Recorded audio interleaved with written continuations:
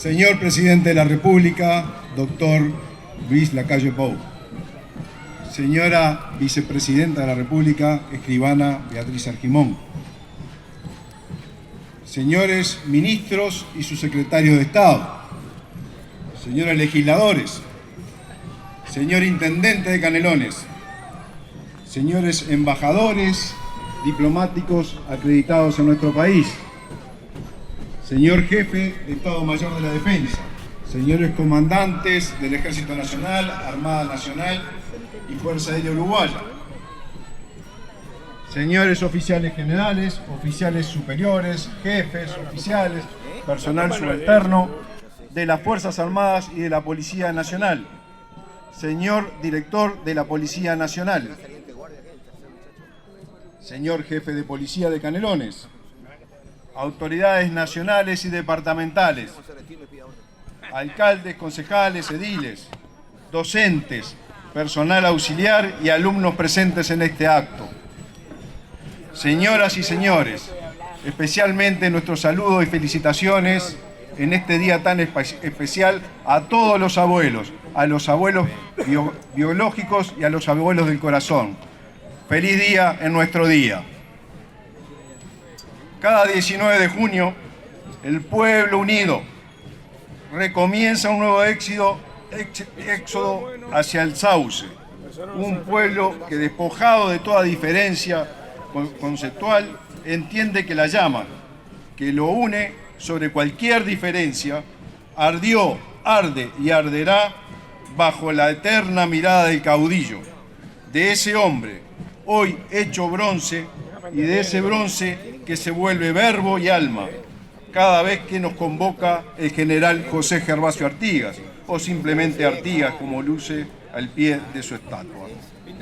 Artigas es la síntesis de lo que somos, y hoy pretendemos que esté entre nosotros, que se escuche su voz.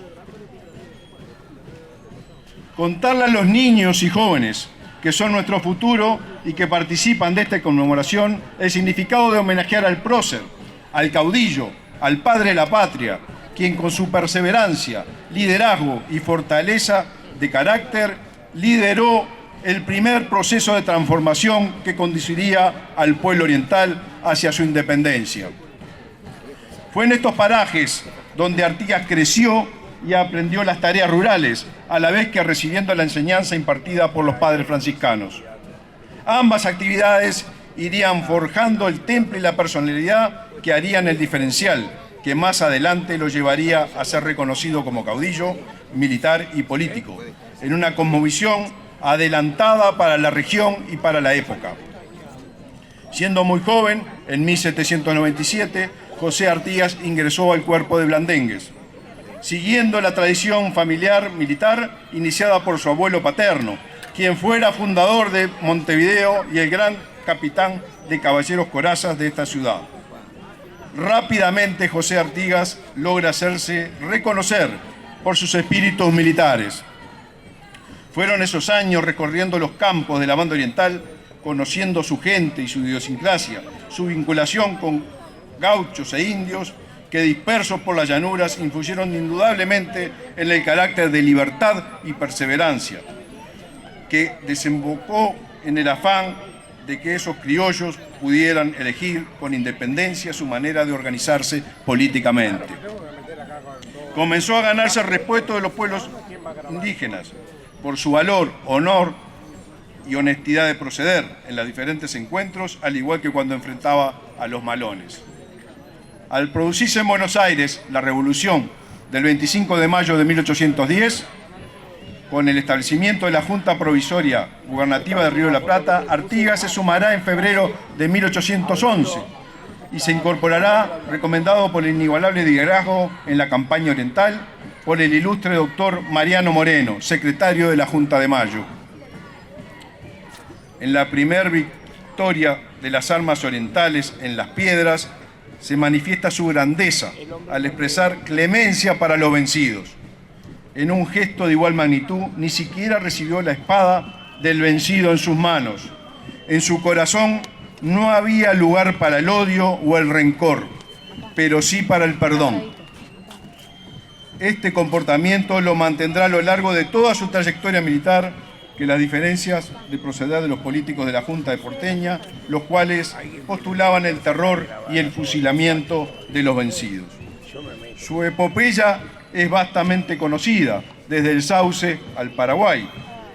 Combatió siempre por la libertad de su pueblo, contra los ingleses, españoles, porteños o peores americanos y portugueses, con resultados dispares, pero siempre leal a los principios federales, republicanos y, sobre todo, fiel a aquellas provincias que lo llamaron protector de los pueblos libres, a ambas márgenes del río Uruguay y más allá de nuestras fronteras terrestres.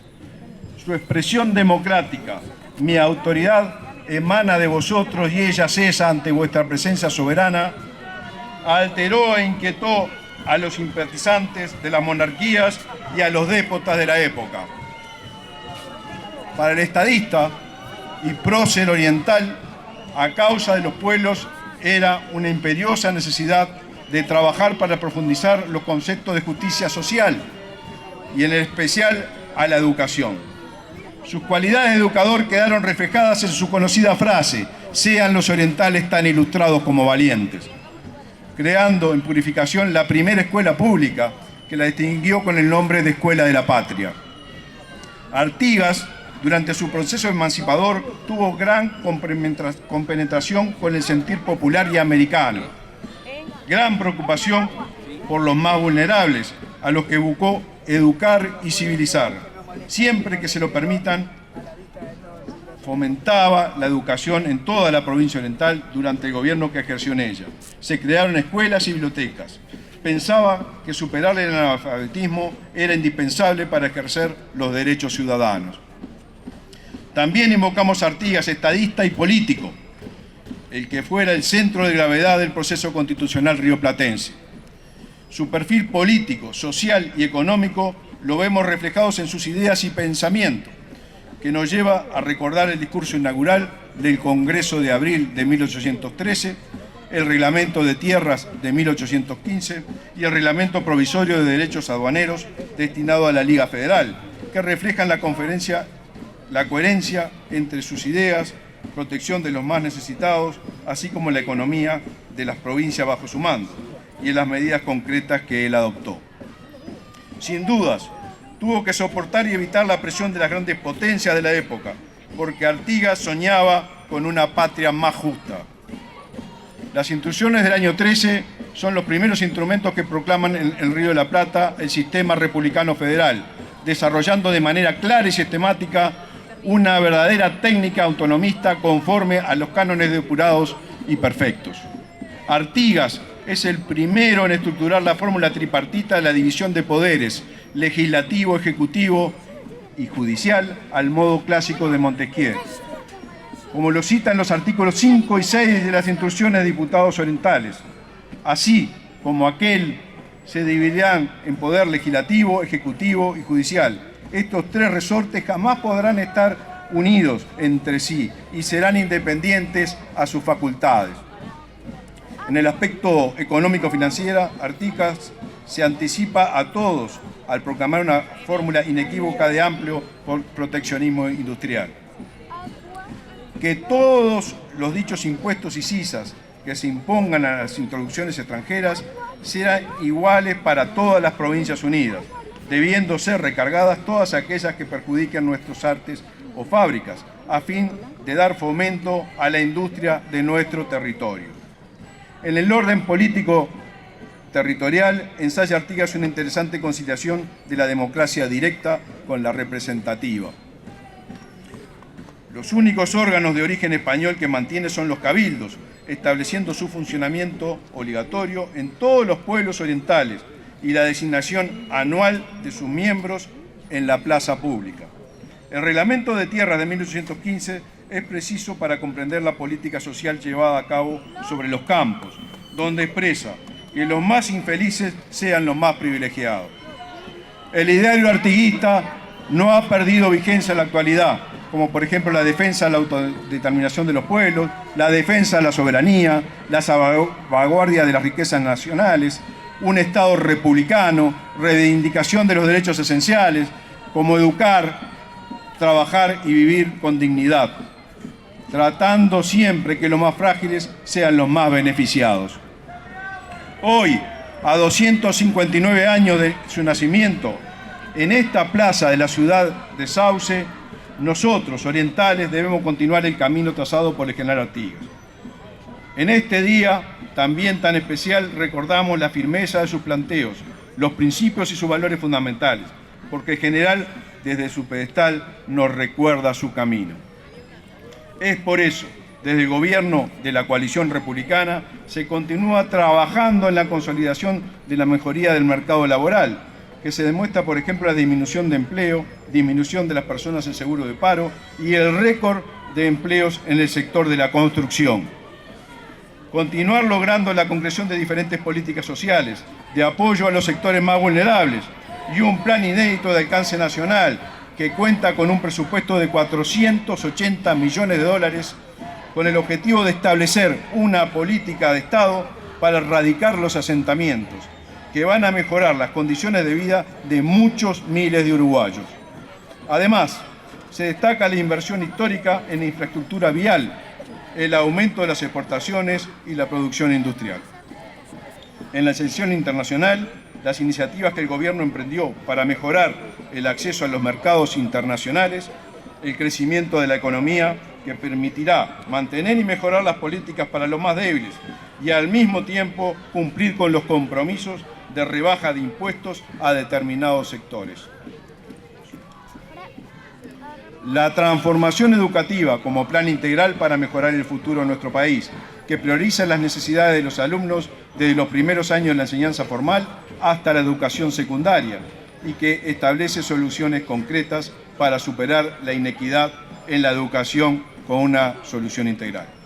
Como dije al principio de mi oratoria, creo que hemos escuchado la palabra de Artigas, que nos recuerda con sus hechos y, por qué no, con su sacrificio que lo llevó al destierro primero y a la voluntad al final, los valores más importantes que deben aparecer cada vez que lo invocamos.